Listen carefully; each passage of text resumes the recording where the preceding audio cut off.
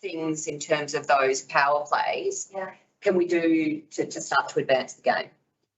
For me, a good place to start is with curiosity.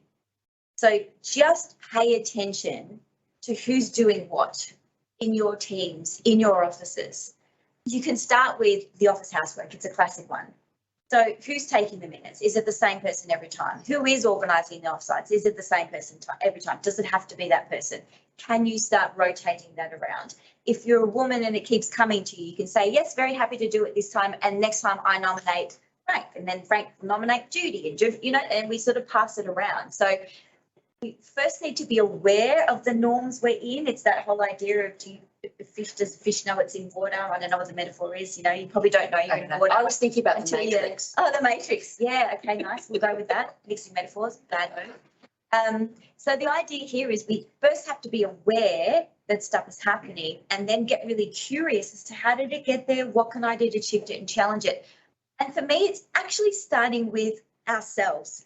And this is why I want to share this story, because I want it to be clear. This is not men against women. It's all of us are in this matrix. All of us are being conditioned by society. Do you even realise the kind of roles you pick up and the things that you do without questioning why you're the one to be doing it or not doing it per se? And this was a moment I had to myself, and I thought, okay, this has to go in the book, where I was going to local retailer, electronics retailer, to buy some camera equipment, right? Start pandemic-y time, right? So everybody needed camera equipment and stuff. So I had to go in, I was setting up the studio, and I saw camera equipment sign, and I saw a woman standing under the sign, and I was looking for someone to help me. And I spotted a guy, and I walked over to the guy in a different section, and I said, hey, I'm just here to look at some camera equipment. Can you help me? And he said, yes. And he walked me back under the sign that said camera with the woman standing right there. And he said, blah, blah, she's the expert in this area. She'll help you. And can you imagine, right? Not only is this retailer one of my clients, and we run women in leadership programs in their offices.